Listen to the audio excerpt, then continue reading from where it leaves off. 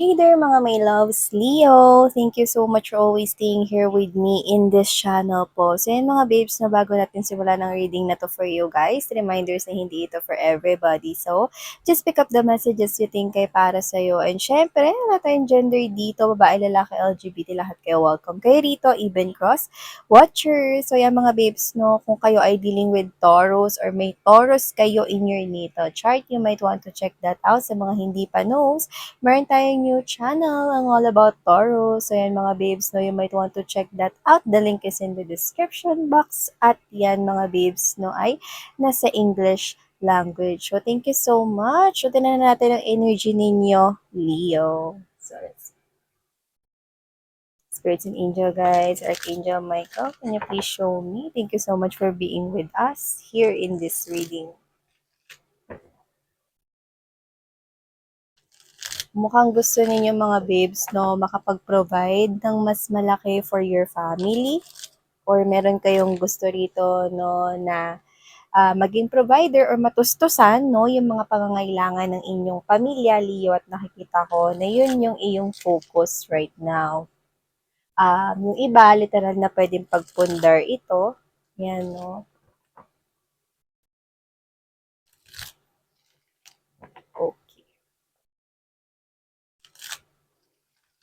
Nakita tayo ng tagumpay sa iyo dyan. Well-guided ka rito, Leo. Ano nakikita natin for you guys. Okay, let's make latag. You have here the King of Swords, the Queen of Swords. Oh, looks like yung iba sa inyo, this is partnership. For others, this could be commitment right here. So your divine counterpart is right here. Let's see what's happening. Oh, okay.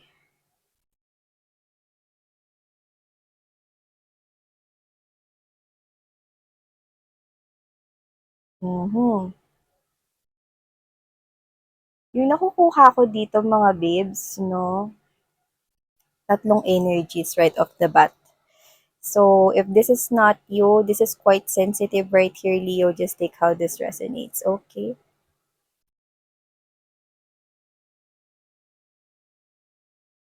Okay. Oh, for a while lang mga babes. Okay, yan mga babes. No, sorry for that commercial. May kumatok ko lang. So, balik na tayo dito. So, ayan, no? As what we're getting from here, looks like Leo, this is quite sensitive. This is not applicable to all. But I'm seeing right here a third-party situation, which is a person. Mukhang may magkakaalaman dito ng totoo at magigiritong simula ng isang argumento. At meron tayong nakikita ritong paglayo at paggulo ng sitwasyon. Yung iba mga babes, no, doesn't have to be na maghihiwalay. Pero yung iba nakikita ko, no, na pwedeng may pagkakahamunan dito, Leo, na maghiwalay na lamang or mag-separate muna ng landas para makapag-isip-isip dito, no. There's an involvement right here of someone here, no, na medyo complicated kasi kung sino man dito yung third party is meron rin siyang kakonect na iba. Which means, if you are connecting right here with your partner, yan, meron kang partner, either boyfriend mo siya, girlfriend mo siya, asawa mo siya, wife, husband, or kakonect mo siya at meron kayo ritong mutual na understanding or alam mo to, no, na parang yung iba pwedeng hindi naman kayo legal na kayo or hindi pa official na kayo, pero alam mo na person mo siya. Okay? Malilink siya sa isang third party na someone else rito na meron ring kalink na iba, which is pwedeng connected at pwede pa ngang committed at pwedeng married sa iba. Just take how this resonates, no? So, see? It's a little bit quite sensitive. So, whatever the case may be, I'm seeing someone here na pwedeng magkaroon kayo ng honest communication with this person here para mapag-isipang mabuti. No? Yung iba, pwedeng literal no, na maghihiwalay dito, may argument dito, no, na pwedeng magkakaroon ng aminan. Pero meron din ako nakukuha dito na parang, ano, puro ka naman kasi tamang hinala eh, parang ganun. Puro ka naman kasi tamang hinala eh, o sige, oo na, kahit hindi naman. Yan, may ganun din tayong nakukuha rito. So, it's either argument, yung iba naman pwedeng inamin kasi totoo, pwede rin naman na mapag-usapan at mapag-desisyonan ditong putulin na ang inyong relationship or lumayo muna sa isa't isa para makapag-isip-isip. no? At meron pa ditong isa pa na dadaan din sa ganong klase, no, ng argumento. So whatever the case may be, okay, kung magkakaroon ng argument sa inyong dalawa nitong person na to, no, kung sino yung involved na third party, meron ding argument nun nakikita tayo para sa kanya. This is somewhat nakaka-drain, nakaka-stress, nakakapagod, no? Somewhat problematic right here, Leo, no? Kasi meron din siyang kakonek na iba. May pagpili, maaari, no, na parang may options dito. It's either ikaw yung pipiliin or siya. At kung sino man dito mga babes, no, yung kakonek ng third party, mukhang papipiliin rin siya kung yung person mo ba or yung person na yun nakakonek niya. So, maaaring may options dito. So, maaaring magkaroon rito ng cool off, maaaring mag-usap, no, at magplano na wag muna magkita at mag-communicate, no, mag-isip-isip muna, no, parang nawawalan ng gana. Yan ang nakukuha ko rito. At magkaiba itong sitwasyon, pero parehas rito, no, ng connection. Okay, connected itong dalawang sitwasyon na to. So whatever the case may be, I'm seeing someone here walking away even though there's a lot of love from here. Kasi ayaw niyang ma-stuck sa isang sitwasyon na alam niya na mas nakakapagod in the long run. Yan, no? See? We have here the King of Wands energy and the Queen of Wands. See? They're not looking at each other. They're facing, okay, sa magkaibang direksyon. At pati na rin yung King of Swords energy. The Queen of Swords is facing the Six of Swords energy, facing that, no, paglayo muna ng unti-unti sa sitwasyon para mas makapag-isip-isip. So, komplikado ito, no, kumbaga sa relationship, complicated itong nakikita natin dito, Leo. Kasi may third party ritong issue. Okay? So, yeah.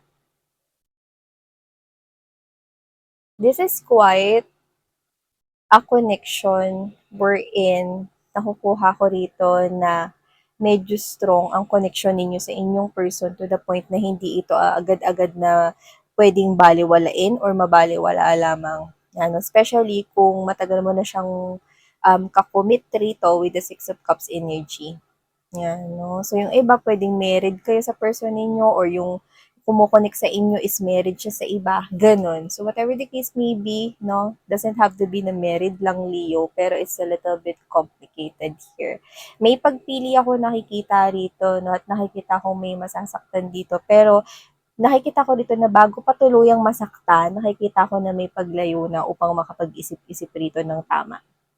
Alam niyo yung gano'n, yung parang magkakaroon rito, no, na may pagdedesisyon na mangyayari rito, no, na parang may kinalaman sa parang ganito, kung tayo-tayo talaga, or kung marirealize mo na ako talaga yung mahal mo, then ituloy natin tong relationship na to. Ngayon, kung marirealize mo dito sa ating temporary separation na mas mahal mo pala siya, then go.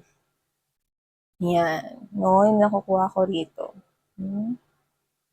So if this is you are involved in a third party situation, then this is what your situation is.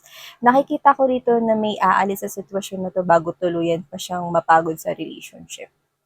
It's either you, it's either the person that you're dealing with. That's what I'm sensing. Yan, no? Parang may nagsasabi dito na bahala na. Kung ma-realize mo na ako talaga yung mas matimbang at mas mahal mo, din ituloy natin tong relationship na to, bumalik ka, tatanggapin kita. Pero pag na-realize mo na mas mahal mo pala yung third party, then go. Yan. No? It's quite sensitive and a little bit frustrating, pero this will clear all the confusion, no? All the agam-agam, no? Lahat ng mga parang tanong mo sa sarili mo masasagot.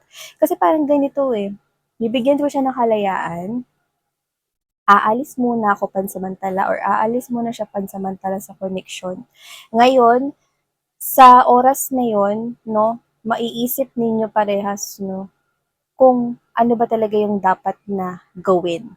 Ano ba talaga yung desisyon na dapat isagawa dito? Kasi you will both realize here something hindi pwedeng wala. Dito marirealize ninyo, no, kanino nyo ba talaga gustong kumonek? Or kanino ba talaga gustong kumonek ng person mo? Or kung gaano ka ba talaga kamahal ng person mo? Or yung pagmamahal ba niya sa'yo ay tunay at magwawagi dito sa sitwasyon na to? O pipiliin niya yung isa dahil yun ang sinisigaw ng kanyang damdamin? See, all of that questions will be answered right here. But it will be hard and difficult. at kasama yun sa proseso. Pero kung ano man yan, nakikita ko na pagtatagumpayan mo yan dito, babe. Okay? Mahaharap ka sa ganitong klase ng sitwasyon, pero nakikita ko rito, no, na may pagbabago rito. Yan, no? See, there's a new beginning after this rebirth. Yan, no? Sa iba sa inyo, nakakuha ko rito ng pagbabalik, pero hindi lahat sa kanila. Nakikita ko na maaaring yung iba sa kanila ay piliin kayo at manatili sa koneksyon na ito, pero hindi yun para sa lahat. Nakakita ko rito ng kahit na bumalik sila sa inyo or hindi sila bumalik, may nakikita akong new beginning for you guys. And it's brighter.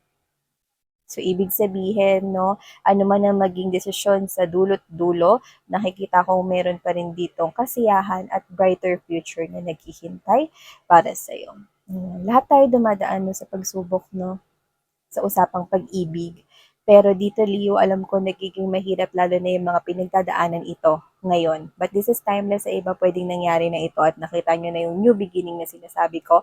Pero sa mga dumadaan pa lamang at dadaan pa lamang sa ganitong klase ng sitwasyon, nakikita ko ang liwanag for you guys. So huwag kayo mawala ng pag-asa because you have your angels and spirit guides with you. So whatever the case may be, napaghandaan mo man to or hindi mo to napaghandaan, hindi ka nag-iisa sa journey ni ito, no? So, sa prosesong ito, hindi ka feeling alone mga babes because you have your angels and spirit guides here with you. Hindi mo man sila nakikita, no, with your naked eye, pero nararamdaman at mararamdaman mo ang kanilang presensya, no? Lalo na kapag ka nakita mo, no, yung bright future, yung new beginning na sinasabi ko. Okay? So, huwag kayong mawalan dito ng pag-asa, no? Masasaktan man at may kurot sa inyong puso, iyan ay lilipas din. So, yeah, Leo, no? Ito nakukuha ko for you guys. Thank you so much. Sana ngayon, love and life. Ano